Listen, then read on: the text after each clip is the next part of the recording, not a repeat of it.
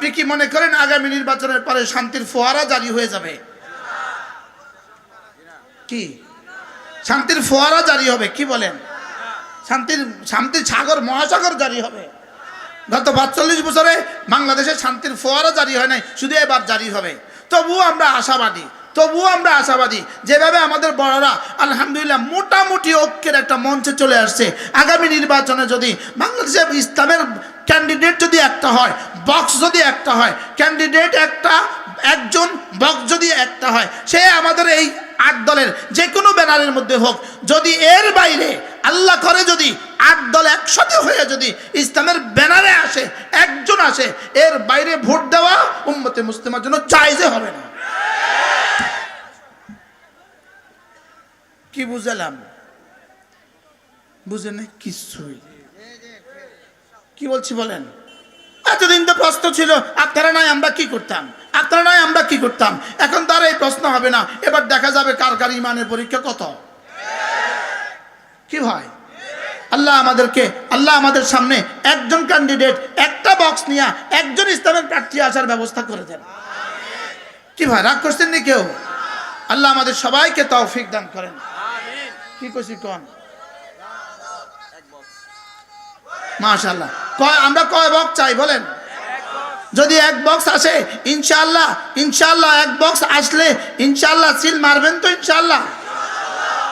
কি কইছি আপনারে? হ্যাঁ, সমষ্টিগত এক বক্স বলেন ইনশাআল্লাহ। একটাবার আমরা একটু চেষ্টা করে দেখি, একটাবার আমরা একটু কি করে দেখি না, আমরা একটু একটাবার চেষ্টা করে দেখি না। কমপক্ষে ইমানের প্রশ্নে আপোষ নাই বলেন? ইমানের প্রশ্নে কি নাই বলেন? কমপক্ষে ইমানের প্রশ্নে আপোষ নাই, ইসলামের প্রশ্নে আপোষ নাই বলেন ইনশাআল্লাহ, বলেন ইনশাআল্লাহ। লেকিন এরপরেও এই সমাজ ব্যবস্থা বিনির্মাণের জন্য যতক্ষণ না দেশের প্রতিটা মানুষকে ফরজে আইন শিখাবেন ততক্ষণ পর্যন্ত দেশে শান্তি কেমনে আসবে? আচ্ছা, ও সব পারে লেকিন ফরজে আইন পারে না, ও কি করবে? কি পারবে? ও কি করবে? আচ্ছা, ও সূরা ফাতিহা জানা নাই। আচ্ছা, আমাদের নেতাদের বিসমিল্লাহ শুনলে বোঝা যায় না ওদের সূরা ফাতিহার হালত কি? হ্যাঁ, কি? সালাম আলাইকুম।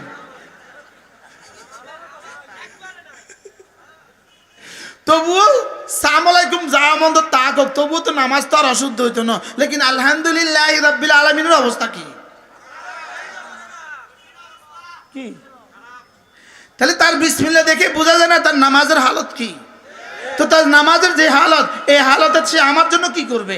যার নিজের জীবনের ঠিক নেই, সে আমার জীবন কেমনে ঠিক করবে? কি ভাই, কি বলছি বলেন? এই জন্য তালিমুদ্দিন লাগবে না বলেন? এবার বুঝে থাকলে বলুন তো দেখি, দিন শিখবে কে কে? আমি, তুমি। আচ্ছা, আপনার ছেলেকে আপনি বানালেন, নিশ্চয়ই এটা অনেক বড় পুরস্কার, অবশ্যই পুরস্কার। লেকিন আপনার যে সূরা ফাতিহা ঠিক নেই, এটা ছেলে কাফারা কদ্দুর দিব? বুঝতে পারলাম না তো আমি। না, এই কথা জীবনে আজকে প্রথম শুনছেন, আর শুনেন নাই কোনোদিন। আপনার সূরা ফাতিহা ঠিক নাই, আপনার ছেলের সূরা ফাতিহা ঠিক আছে, ছেলে আপনারটা কাফারা কেমনে দিব? আমার একটু বুঝান। কোন না মোহনা, কোন না, কোনো ব্যবস্থা আছে? কোনো ব্যবস্থা আছে? আচ্ছা, আপনার স্ত্রী খাইলো আপনি খাইলেন না, পেট ভরবে? ছেলেরা খাইলো আপনি খাইলেন না, পেট ভরবে? তো এখানে যদি পেট না ভরে, ওর সূরা ফাতিহা শুদ্ধ আছে, আমারটা শুদ্ধ নয়, আমার নামাজ কেমনে হবে? তাহলে কাকে কাকে ঠিক করতে হবে বলেন? আমি, তুমি, সে। আল্লাহ আমাদের সবাইকে তাওফিক। আমাদের আব্দুল মালিক হাফিজাহুল্লাহ কত বড় আলেমে দ্বীন বাংলাদেশের জন্য। আলহামদুলিল্লাহ, আমি বলবো এই সরকারের সবচেয়ে বড় সফলতা বাইতুল মুকাররমের খতিব আব্দুল মালিক হাফিজাহুল্লাহ। কি ভাই, এই সরকারের সবচেয়ে বড় সফলতা কি বলেন? বাইতুল মুকাররমের খতিব কাকে বানিয়েছে? হযরত মাওলানা আব্দুল মালিক হাফিজাহুল্লাহ বাইতুল মুকাররমের খতিব। এটা এই সরকারের সবচেয়ে বড় সফলতা। এটা 5ই আগস্টের পরে বাংলাদেশের জন্য সবচেয়ে বড় পুরস্কার। আল্লাহ হুজুরকে ইস্তেকামতের সাথে মওত পর্যন্ত এই দায়িত্ব পালনের তৌফিক দান করেন। আমি বলবো এই দায়িত্ব নয়, এখান থেকে যেন আল্লাহ তাআলা হযরতকে আমিরুল মুমিনিন হিসাবে কবুল করেন। হযরতের এক চিন্তা চেতনা, উম্মতের প্রতিটা মানুষ যেন কমপক্ষে ফরজে আইন ওয়ালা হয়ে যায়। কমপক্ষে ফরজে আইন যা যা তার উপরে ফরজে আইন এতটুকু শিক্ষা যেন একজন মুসলমানের হয়ে যায়।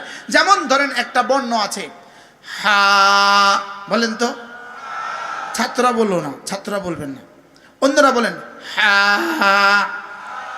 আমাদের হযরত মাওলানা হাফেজ আব্দুল হক দামাত বারাকাতুম হুজুর বলেন যে হা বর্ণটা বলতে তোমাকে ফাঁক দূর করতে হবে, জানো যে দূর ফাঁক আল্লাহ দিছে এর দূর।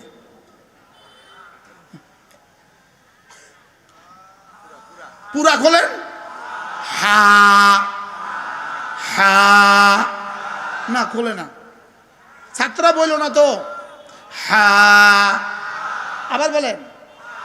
এবার দেখেন হযরত বলেন যে যদি একটা হা বর্ণটা যদি তোমার শুদ্ধ হয় তাহলে তোমার সানা শুদ্ধ, তোমার ফাতিহা শুদ্ধ, তোমার রুকু শুদ্ধ, তোমার তাসবিহ শুদ্ধ, সেজদা শুদ্ধ, আর তোমার তাশাহুদ শুদ্ধ। সুবহানাল্লাহ।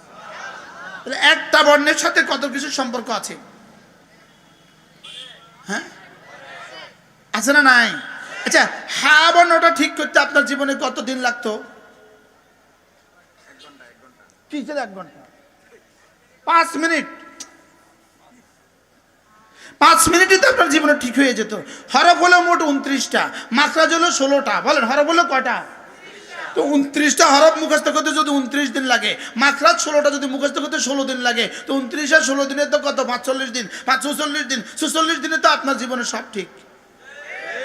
কিন্তু আপনি জীবনে দিতে পারলেন না 45 সেকেন্ড।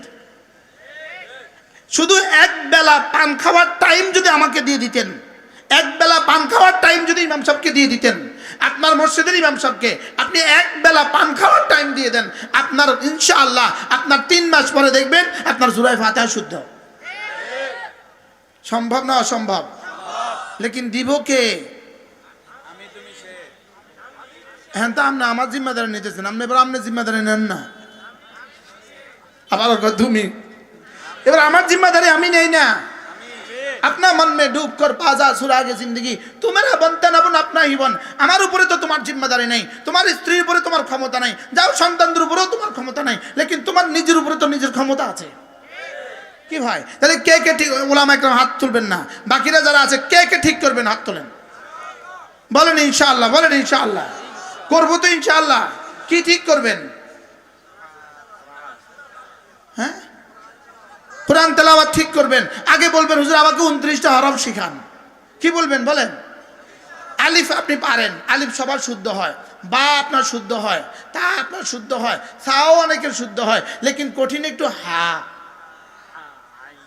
আইন। এই জন্য আল্লাহ বড় সুন্দর করে কালিমায়ে তয়্যিবার মধ্যে হা দেন নাই, কালিমায়ে তয়্যিবার মধ্যে আইন দেন নাই, কালিমায়ে তয়্যিবার মধ্যে কাফ দেন নাই, কালিমার মধ্যে সাদ দেন নাই, কালিমার মধ্যে দাদ দেন নাই, জ দেন নাই, ত দেন নাই। যেহেতু এগুলো আমাদের প্রতিশব্দ, বাংলাতে প্রতিশব্দ নাই, এজন্য আমরা বাংলা ভাষাভাষীরা এগুলো বেশি একটা পারবো না। এজন্য রব্বে কারীম কালিমায়ে তয়্যিবাকে কঠিন কোনো বর্ণ ছাড়াই বানিয়ে দিয়েছেন।